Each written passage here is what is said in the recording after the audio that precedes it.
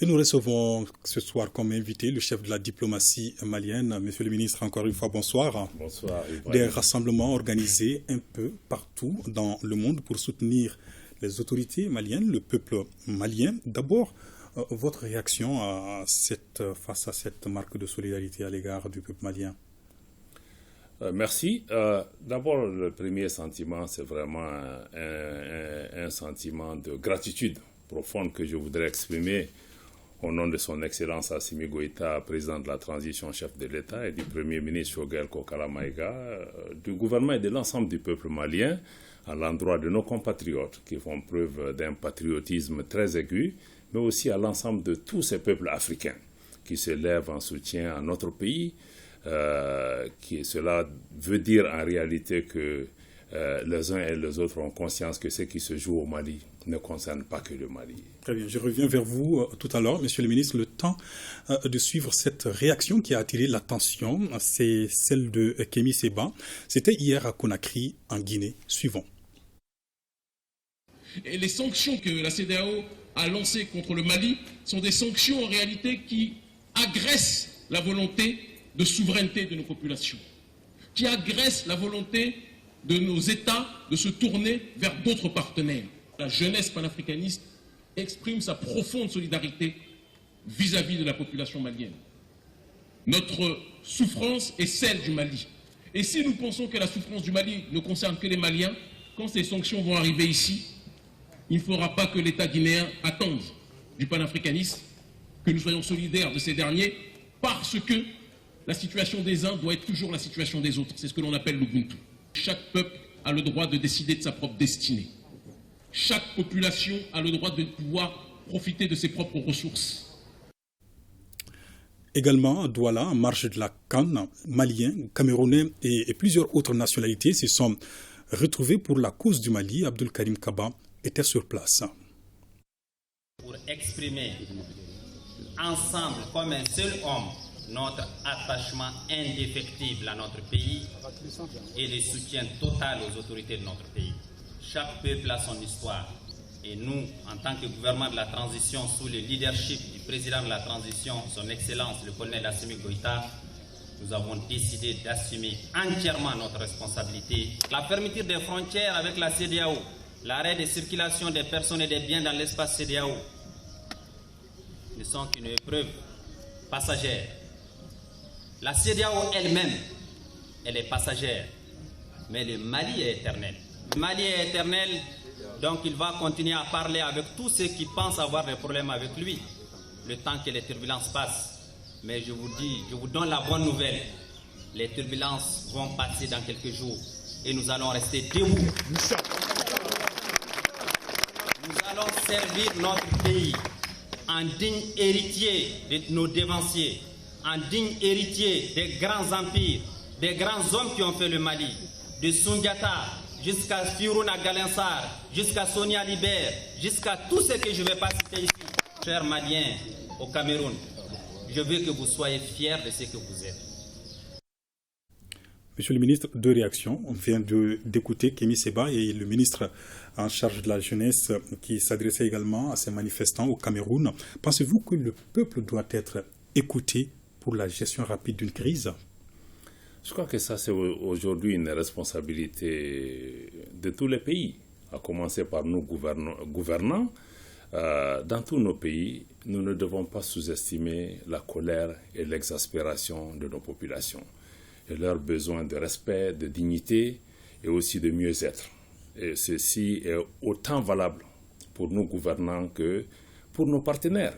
Je crois que ça serait une grosse erreur pour nos partenaires de penser que les populations qui sont dans les rues à Nouakchott, au Cameroun ou à Rome ou ailleurs sont des gens qui sont manipulés. Ça serait une grosse erreur. Je crois qu'ils doivent pouvoir prendre la mesure de ce qui se passe dans les rues africaines, le besoin de respect de la dignité des gens, le respect d'avoir des partenariats qui sont respectueux de la dignité des gens et puis qui nous apportent des éléments nouveaux. Je crois que nous devons tous œuvrer à répondre à ces attentes parce que si cette colère se manifeste, je ne pense pas que nous disposons d'une arme qui puisse arrêter cette jeunesse et ces populations qui demandent à mieux vivre, à être respectés et surtout à être écoutés. Très bien. Monsieur le ministre, avec la fermeture des frontières, vous étiez en début de semaine à Conakry, puis à Nouakchott, en vue de faciliter le ravitaillement du Mali en denrées de première nécessité et autres produits depuis ces deux pays. Alors, les échanges se sont poursuivis avec la partie guinéenne ici à Bamako. Que peut-on retenir de tout cela? D'abord, c'est un sentiment de reconnaissance et de gratitude à l'égard de la Mauritanie, de la Guinée et aussi de l'Algérie, qui ont décidé de maintenir leurs frontières ouvertes avec le Mali dans un souci de fraternité, mais aussi qu'ils ne veulent pas s'associer à tout ce qui peut ressembler à un plan d'asphyxie de notre pays. Je crois que ceci s'inscrit aussi dans le cadre des traditions qui existent entre nos pays, parce que nous sommes des frères, nous sommes des sœurs, et nous nous connaissons, et nos populations commercent ensemble. Il est extrêmement important que nous puissions vraiment remercier au nom du chef de l'État l'ensemble de ces pays et dire que nous l'apprécions à sa juste valeur et que c'est un geste qui est important. Et il faut maintenant que nous puissions saisir ces opportunités pour faciliter les différents corridors, les échanges avec les uns et les autres. Et cette situation nous rappelle aussi qu'un pays qui accepte aujourd'hui d'avoir même 70% de ses produits écoulés à travers un seul pays, c'est un risque pour même sa propre défense. Donc nous travaillons autant, nous voulons une diversification de nos partenaires. Aujourd'hui, nous voulons une diversification des débouchés. Mais cette question de frontières aussi, c'est une question que nous devons souligner. Ces mesures de fermeture des frontières sont des mesures injustes, illégales et aussi des mesures qui sont inhumaines.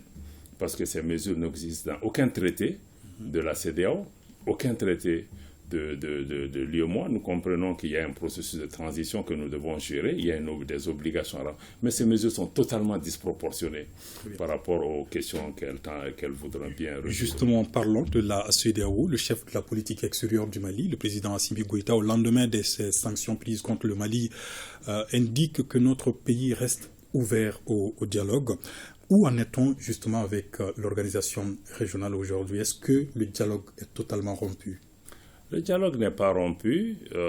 Il faut reconnaître que le fait de privilégier les sanctions crée une situation difficile, même pour le dialogue. Mais malgré cette situation, le président, en homme d'État, a réaffirmé notre désir de dialogue. Et notre dernière mission, le 8 janvier à Accra, s'inscrivait aussi dans le cadre de ce dialogue où nous avons mis une nouvelle offre sur la table, espérant que la CEDEAO, le président de la transition, a invité le président en exercice de la CEDEAO, le président ghanéen, à faire en sorte qu'une mission technique d'évaluation puisse se rendre au Mali, regarder ce chronogramme qui est un document de près de 15 pages, très détaillé sur la période en question, qu'on puisse s'asseoir et discuter ensemble. Nous sommes encore dans cette dynamique. Aujourd'hui, il y a des contacts. La semaine dernière, j'ai moi-même reçu le comité local de suivi de la transition qui comprend et la CEDEAO, l'Union africaine, les Nations unies et les ambassadeurs du Ghana et du Nigeria.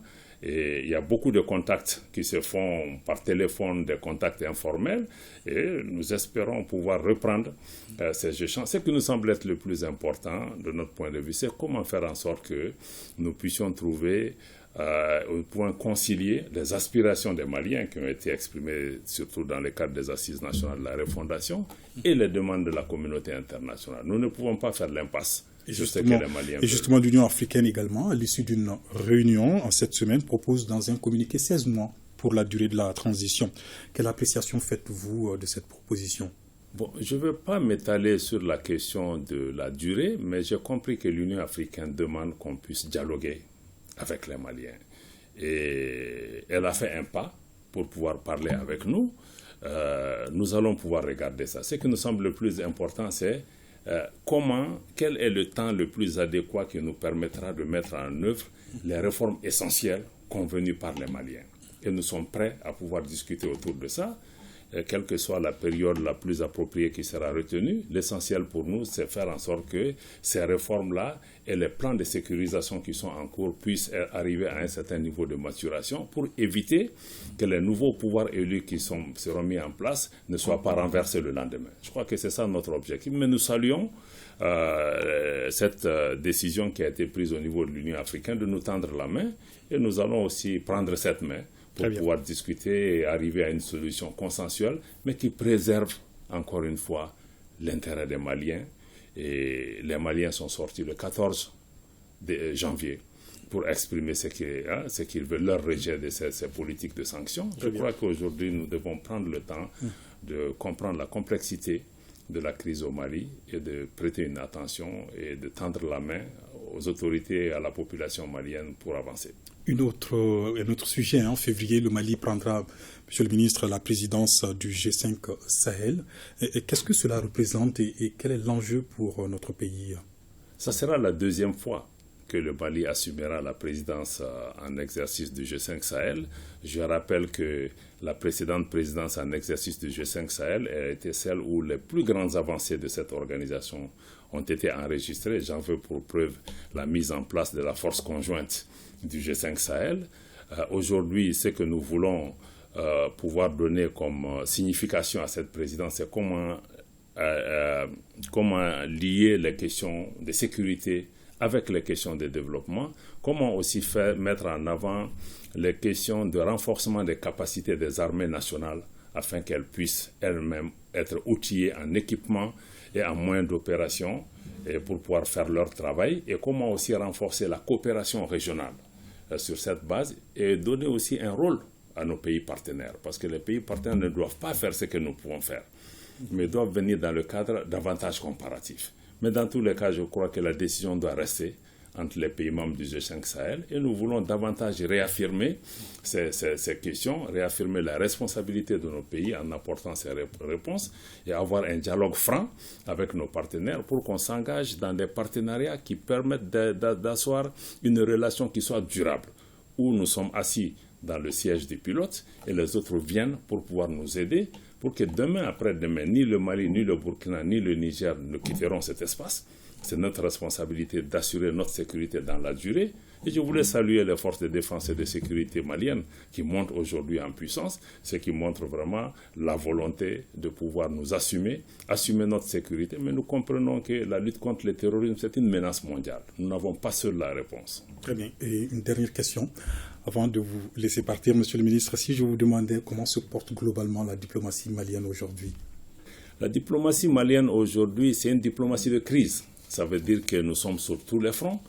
Ce qui est réconfortant, c'est que le chef de la politique extérieure, son Excellence le colonel Assimi Goïta, a une vision claire de là où nous devons aller, et les principes sur lesquels notre politique extérieure est fondée aujourd'hui sont très clairs, notamment le respect de la souveraineté du Mali, le respect de la dignité des Maliens et le respect des choix politiques des Maliens en termes de partenaires. Ceci dit, les diplomates s'inscrivent aujourd'hui dans ce cadre. Comment accompagner cette diplomatie, comment accompagner la défense des intérêts du Mali pendant que le pays fait face à beaucoup d'hostilités, beaucoup d'adversités. Concrètement, qu'est-ce que vous préconisez en termes de perspective pour une diplomatie plus efficace? C'est une diplomatie qu'on puisse outiller notre outil diplomatique. Je crois que les diplomates aujourd'hui doivent être des personnes modernes, maîtriser l'outil diplomatique, parler plusieurs langues, mais aussi mieux comprendre la définition de nos intérêts. Nous voulons une diplomatie qui soit combative et qui ne va pas céder sur les intérêts fondamentaux de notre pays, mais qui reste ouvert à l'engagement, au dialogue, qui comprennent que l'avenir du Mali, c'est un avenir ancré dans l'intégration régionale, mais un avenir aussi qui est ouvert à des partenariats multiples, mais à des partenaires respectueux du Malien, du Mali, de sa souveraineté et de son indépendance. Et surtout, de son unité. Parce que les premiers amis du Mali sont les amis qui respectent l'unité de notre peuple.